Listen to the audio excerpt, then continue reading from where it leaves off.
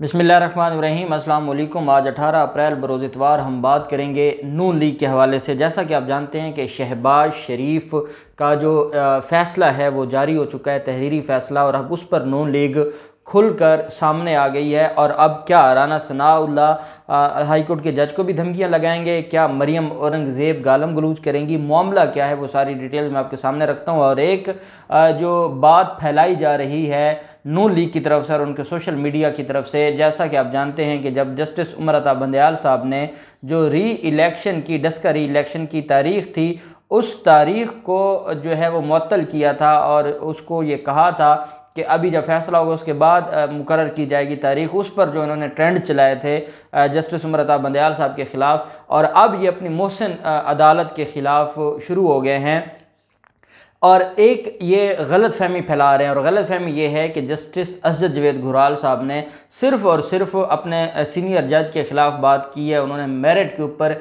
शहबाज शरीफ की ज़मानत के ऊपर बात नहीं की। अब मैं आपको वो हिस्सा बताऊंगा कि मेरिट के ऊपर कैसे जस्टिस असद जवेद घुराल साहब ने उनकी ज़मानत को खारिज किया है और उनकी ज़मानत के हवाले से जो उनके पॉइंट्स हैं वो भी मैं आपके साथ शेयर करूंगा। और मैं आपके साथ जस्टिस सरफराज डोगर साहब ने उनकी ज़मानत देने के हवाले से जो पॉइंट हैं वो बताऊंगा, और साथ असद जवेद घुराल साहब ने जो उनकी ज़मानत रिजेक्ट करने के हवाले से जो मुख्तसर पॉइंट्स हैं वो बताऊंगा। और फैसला आप करेंगे कि किसके पॉइंट्स स्ट्रॉन्ग हैं। मैं अपनी तरफ से कोई बात नहीं करूंगा, मैं मतन आपको पढ़ के सुनाऊंगा उस फैसले का, और फिर आपने ये अंदाज़ा लगाना है कि जो नून लीग इस वक्त जो एक गलत फहमियाँ फैला रही है या एक झूठा प्रोपेगेंडा कर रही है, वो कितने बड़े काज़िब हैं, कितने बड़े झूठे हैं कि वो जस्टिस असद जवेद घुराल साहब के हवाले से गलत बातें फैला रहे हैं। और उसके बाद नून लीग ने अब जो खुलकर अदालतों के ख़िलाफ़ सामने आ गए हैं वो मामला क्या है, और मरियम औरंगज़ेब और राना सनाउल्लाह एंड कंपनी ने क्या बोला है वो डिटेल्स भी मैं आपके साथ शेयर करूंगा। पहले तो मैं आपको सरफराज डोगर साहब ने जो कहा है वो मैं आपको पढ़ के सुनाता हूँ। शहबाज शरीफ आशियाना हाउसिंग केस में गिरफ्तार थे, उन्हें असासा केस में क्यों गिरफ्तार नहीं किया गया? ये पहला उनका पॉइंट है कि आशियाना में जब वो गिरफ़्तार थे तो उस वक्त उनको आमदन से ज़्यादा असासा जात में क्यों जो है वो गिरफ़्तार नहीं किया गया। हुजूर वाला ये जो इंक्वायरी है और ये जो टीटीज़ का मामला है और ये जो वादा माफ़ गवाह, वो जो पापड़ वाले और कोई दर्जी, कोई दुकान पर कपड़े की दुकान पर काम करने वाला, ये जो सारा कुछ इंकशाफ हुआ था ये तब हुआ ही नहीं था जब शहबाज शरीफ जो जेल में थे। अब एक मुलज़म के ख़िलाफ़ अगर नई इन्फॉर्मेशन आ जाती है, दौरान तफ्तीश नई इन्फॉर्मेशन आ जाती है और मुलज़म 2 साल पहले जेल में रह चुका हो, तो क्या ये ग्राउंड बन सकती है कि आपने तब 2 साल पहले क्यों नहीं ये किया था और क्यों नहीं इसके बारे में पूछगिछ की थी? ये कोई बात नहीं है। जब इन्फॉर्मेशन आएगी तो नया काम शुरू होगा। और ये शहबाज शरीफ और हमजा शहबाज और इन लोगों के ख़िलाफ़ 47 वालीम का रेफरेंस बना है, और वो 47 वालीम के रेफरेंस, वो सारी एविडेंस है, उसको कलेक्ट करने में इतना टाइम तो लगना था। फिर बैरून मुल्क से टीटीज़ आई हैं, बैरून मुल्क से ट्रांजैक्शन हुई हैं, वो सारी चीज़ें तो आनी थी। अब कोई गुनाह हो गया है कि अगर आशियाना हाउसिंग में एक मुलज़म गिरफ्तार था और वो एक अलग केस था और एक नई तफ्तीश शुरू हुई और बाद में उसमें इतनी जो है वो जानदार किस्म की एविडेंस आ गई कि फिर मुलज़म को नए सिरे से गिरफ्तार किया गया। तो ये पहला उनका पॉइंट ऑफ व्यू था। उन्होंने कहा कि उन्हें असासा केस में क्यों नहीं गिरफ्तार किया गया। समझ से 12 तर है कि नैब ने इंक्वायरी को अल्तवा में क्यों रखा। एक भी ट्रांजैक्शन शहबाज शरीफ के अकाउंट में नहीं हुई। नैब ने माना कि शहबाज शरीफ के शरीक मुलजमान के नाम पर टीटीज़ आईं, तो जब तक कोई ठोस सबूत ना हो किसी को मुजरिम करार नहीं दिया जा सकता।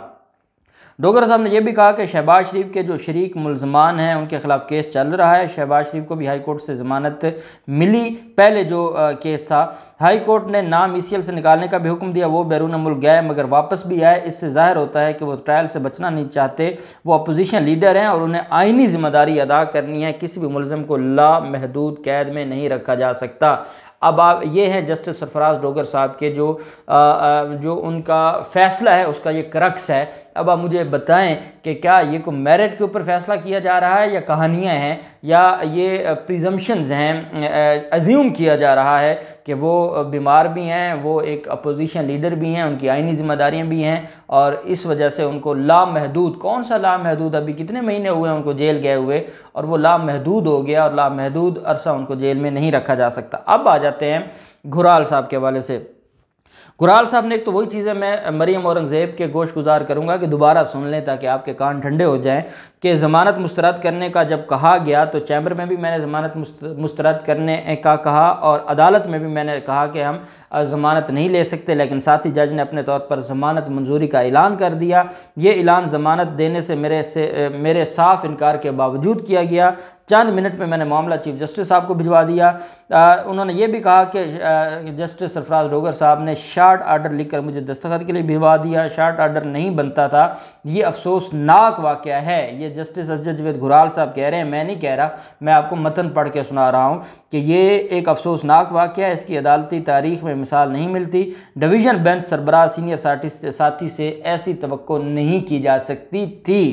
उन्होंने कहा कि अब मेरिट के ऊपर बात कर रहे हैं और ये मरीम औरंगज़ेब और राना सनाउल्लाह और नून लीग के सोशल मीडिया के इल्म में होना चाहिए कि ये मेरिट के ऊपर बात उन्होंने की है कि गवाहान के बयानात से ज़ाहिर होता है। देखें, क्रिमिनल जो ट्रायल है वो सारे का सारा डिपेंड ही गवाहों पे करता है और गवाहों के बयानों से ही जो है वो किया जाता है, ज़ुबानी शहादत पे ही डिपेंड किया जाता है। अब जब कत्ल हो गया तो उसमें जो विटनेस है, आई विटनेस ही सारे का सारा जो है वो सारे मामले पर, और फिर अगर कोई उस वकूए में ज़ख्मी हो गया तो उसको कहा जाता है ये स्टार विटनेस है। वो इतना इंपॉर्टेंट विटनेस होता है जो उस मामले में खुद विक्टिम होता है। अब अगर कोई शहबाज शरीफ के मुलाजिम थे जिनके नाम पर ये सारा कुछ करते रहे और वो आके बयान दे रहे हैं तो उसका मतलब है कि वो स्टार विटनेस हुए और उनकी बुनियाद पर शहबाज शरीफ को हो सकती है सज़ा। इसलिए घुराल साहब ने कहा कि गवाहान के बयानात से ज़ाहिर होता है कि शहबाज शरीफ इस मामले में मुलव्वस हैं। उन्होंने जाली टीटीज़ बैंक अकाउंट से जायदादें बनाई। शहबाज शरीफ ने ख़ानदान और बेनामीदारों के नाम पर जायदादें बनाई। शहबाज शरीफ के असासे उनके मालूम ज़राए से मुताबिकत नहीं रखते। शवाहिद हैं जो शहबाज शरीफ के जुर्म में मुलव्वस होने का इशारा देते हैं। इन शवाहिद की रोशनी में शहबाज शरीफ की ज़मानत की रियायत के हकदार नहीं है, इसलिए इनकी दरख्वास्त ज़मानत मुस्तरद की जाती है। जस्टिस सरफराज डोगर साहब ने 10 सफ़ात पर मुश्तमिल जो है वो फ़ैसला सुनाया और घुराल साहब ने 14 सफ़ात पर मुश्तमिल अपना इख्तलाफी नोट सुनाया। ये है उनका मेरिट के ऊपर। वो कह रहे हैं कि यही तो बात है कि शहबाज शरीफ कहते हैं मेरे नाम पर ट्रांजैक्शन नहीं हुई। अगर आपकी बीवी, बेटियों, बेटों, आपके मुलाजमों के नाम पर हुई और आप वज़ीर आला थे तो आप इतने काके थे कि आपकी नाक के नीचे ये सारा कुछ होता रहा और आपको पता ही नहीं चला। यही बात असजद जवेद घुराल साहब कह रहे हैं कि उनके ख़ानदान और बेनामीदारों के नाम पर शहबाज शरीफ ने जायदादें बनाई। एक्चुअल ओनर शहबाज शरीफ था, बेनिफिशरी शहबाज शरीफ था, लेकिन उसने नाम अपनी बीवी और वो जो कोई काम नहीं करती थी उनके नाम पर उन्होंने ये सारी की सारी प्रॉपर्टीज़ बनाई।